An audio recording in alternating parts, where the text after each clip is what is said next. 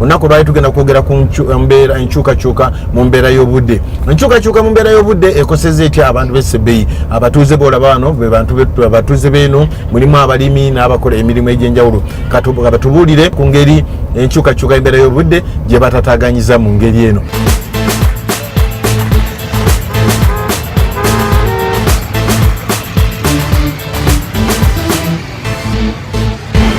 Actually, since we grew up, the climate changes were not like the ones of now. Things have changed. Because now, those years, we used to know that when it reaches January, February, March, it was dry, and then rain start from March and above. But these days, you find things change. Kati otambula n'entambula naye ekyukako olw'enkuba kati okwata ekkuba engeri yaswamu ogenda mirundi oyinza osobola mu kkuba mirundi ng'esatu ova wano paka emmotoka neekwama netuuka mu kkubo n'ovaamu noyeyongera mu maaso n'olinya emmotoka endala owa pikipiki kati okusinga ennyo kabakozesa pikipiki.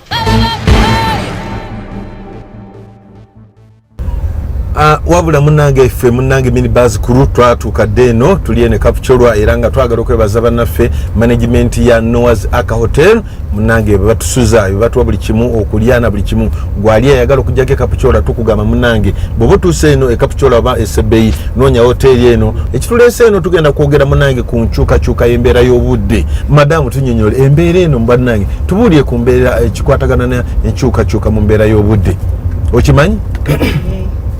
The climate change in Kapchorwa.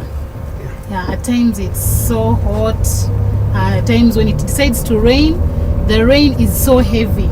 And when it rains, it also disorganizes people who have businesses, like the vendors.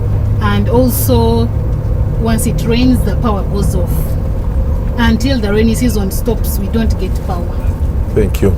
Mutuuza atugambye nti munnange enkyukakyuka y'obudde ekoseza nnyo abantu b'eno n'agamba nti enkuba bwe banga esazeewo kutonnya etonnyera ddala era neereka nga munnange ebintu ebyonoonye amasannyalaze gagenda abasuubuzi ne bange bagotanyiza emirimu gyabwe katugende mu maaso. Sebo. Joel Cherop is my name, and I think this is a very good forum for me to communicate because I'm a young model farmer. You're a farmer? This Elgon slopes of Kapchorwa. And as a farmer, I think climate change recently used to be a story, but now it's real practical. As you can look at the current trend, in the last 5 years, 6 or 10 years ago, in Sabay region, this was not a rain season. And indeed, now as we speak, it's an uphill task to harvest this maize. Issues of post-harvest handling are completely terrible. People are losing most of their product in the garden now. Because you can't harvest. Most roads are totally devastated, especially the community access roads, where most of the farming is done. Thank you. Bano Muteesa ono munnaffe gumulaba ono Muteesa musajja mulimi ene Kapchorwa agambye nti bannange enkyukakyuka embeera y'obudde ekoseza kinyinyi nti wetwogerera enkuba wetwogerera wano enkuba etonnya ene Kapchorwa naye agambye bweba sizoni enkuba etonyedde mu kifo kikyamu. Madam. Kapchorwa ni wilaya nzuri sana, tunaye mabadiliko ya mvua. Tangu ilikuwa ikinyesha mara kadhaa, lakini sasa hivi haijulikani. Unastukia tu ikianza kama sasa hivi hadi kesho, alafu jua ikianza tena iweze kasimama na choma. Asante sana. Era munnaffe naye mulimi agambye naga nti enkuba munange engeri gyetonyamu ennaku zino ebamazeeko ebyewungula kubanga nti wali enkuba yatonnyanga nekya naye kati bwenkuba bwetonya tekyalaga ate yinza okutonya okutandika nga kati nekeesa obudde munange ogenda okakkana nabyo abantu ebintu bibasobedde ebikwatagana n'enkyukakyuka mbeera y'obudde. Bwogenda mu disitulikiti y'Ekweni batuwaddeyo ebyalo ebikosebwa obubi amataba oba okuluguka kw'ettaka. Batuwadde ebyalo nga Kaputanya, batuwadde Kapusinda, Kawowo, Kapchorwa tulimuka ne mu disitulikiti y'e Kapchorwa yonna bafuna obuzibu buno. Waliwo ebyalo nga Kaputoyoyi, Binyi, Kaputumu n'ebitundu ebirala naga nti bino by'omunnange amataba gabeera mangi wabeerawo n'okukuluguka okw'ettaka nga bwe kyaliko ery'embaale oba tujjukira bulungi nnyo e Buduuda. Yes sir. The problem we are facing, it is now people are even harvesting maize, but harvesting maize is just, we are just harvesting rotten maize, not even the maize which people can even eat. And even drying, there's no way how we can even dry it. eating is a problem, and even cooking itself, we don't have any firewood. If you don't come to this lower bed and buy firewood, you cannot go because the forest is very far now. Even to reach just now, even now it's even raining. That's the problem we are having in that place. Thank you. Bannaffe Mutesa agambye naga nti obuzibu balina ewaabwe emmere kati emmere tebakyagirina kugikaza ne bagirya wabula nti emmere evunda buvunzi. Naye mu kaseera kano nga tunagenda mu maaso kasooke tunulireko ate katugendeko eri omukulu Samuel Chemusuto kyayogera ku nsonga eno kubanga bebamu munnange abalaba nti nno bagezaako okulaba nti nno abantu be kapcholo eno munnange babeera mu bulamu obulungi.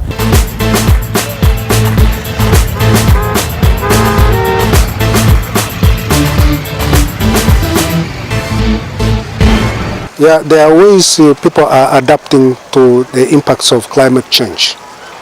Under the project we are running under ecosystem-based adaptation, that project has brought in some approaches which enable our people to adapt to climate change. The communities implement a number of actions. One, they first of all dig trenches because we have problems of floods, soil erosion, siltation, and then there is deforestation which has been taken. People don't get even the wood products. So as a result, these people now are planting trees, especially at this time when it is raining. Secondly, they are digging trenches, basically to trap the water and the soil which is being washed from the higher slopes. Then they are also planting napier grass to stabilize those trenches. They also do contour band siting. They site the contour bands across the landscape. Also do the same thing, you know, they trap water, they reduce the water's speed before it reaches now to the main river area. Climate change is a reality. It is being experienced by the local communities at grassroots level. So my message to the communities is to ensure that actually if we don't change the way we are using the land, if we don't sustainably utilize the land, then I think our future is doomed, because even our children may not get what we are now using now, because we are actually borrowing even what is meant to be for our children and we are using it now. So mulowooza kiki tusobola okukola kakati okulaba nti no embeera ekyuka? What can be done? Okay, the solution which I was suggesting due to soil erosion is to practice digging these contours and then planting trees and napier grass along these contours. And then for the deforestation, it needs more planting of trees again. And then poor methods of farming needs trainings and sensitization and good practices of farming.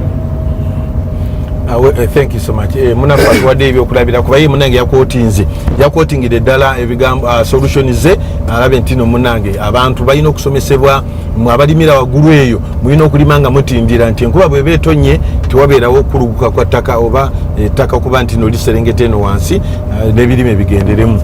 Madam, tukoze ty okulaba ntino abantu bamanyiira embeera eno? For me, I was asking if the government can help us and at least provide for us a better source of power, because I think the one we have here I think is weak. The moment it starts raining. Source of power like what? Like maybe we have like small lakes here. We can generate power. Eye munafu mutuuze yagambye ekisinga omukose ennyo ge masanyalaze naye agambye nti n'engeri gye balina ebiyiriro balina ebiyiriro byo biwerako gavumenti eveeyo mu kigambo ky'amasanyalaze bateerewo munange ebyuma ebisobola munange okulaba nti nno bikola amasanyalaze kibayambe. Madam, kakati enkuba bw'eba etoonya teri omuntu okujja okugula, ate ngaafe abamu twagenda mu malooni, olunaku lwa looni lutuuka uyo bakugwako tonaba kutunda, oba olina ekibanja bakikutwalako.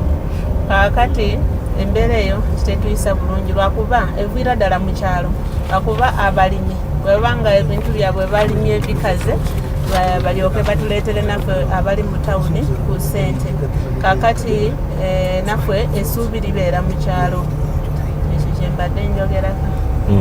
So have you say? Well, climate change, which has brought in sporadic weather pattern, as seen from that angle of drought, has really wrought disaster in this region of Sebe. And because of this too much rain, too much drought, soils have lost nutrients. Now there is need for nutrient replenishment in the soil, use of fertilizer. So government must come in to subsidize prices of fertilizer because our soils have lost nutrients because of the very heavy rains that we're experiencing now. 2, because of the too much drought, government should strengthen research stations to produce hybrid varieties of seeds that are drought resistant. Mutesa munange alajanide government nagamba munange eveyo ejesomesa abantu ere bayambe gendeko nena mulongo eri mu research center dukire no wali munange ujibanonyeza kubya enima ey'omulembe nagamba bajibagabira abantu babayigirize enima ey'omulembe nokosa ensigo ezinagumira embeera naye mukasaya kano kabatubulire mwe bannange mubadde mwina magezi kyokulaba nti no embeera eno mujigumira. They was requesting if the government could come and measure our environment and prove where these floods might even cause, it will be affected, and then people are sensitized to leave that site because it has caused so many things. It has caused even this. It has been even taking our goats, cows. Our houses are off, so we are appealing to the government to come and assist us with that. Thank you. Mutesa bada kubira government omulanga n'agamba ntino bannange bali bubi nnyo naddala ku bigambo ebikwatagana n'amataba oba okuluguka kw'ettaka oba yakuluguka kw'ettaka n'agamba nti ettaka weri kuluguka lyonoona ebirime byabwe ng'ogyeko ebirime si birime byokka wabula nti n'ebisolo nabyo munnange babitwalira mu so avuddeyo n'akubira government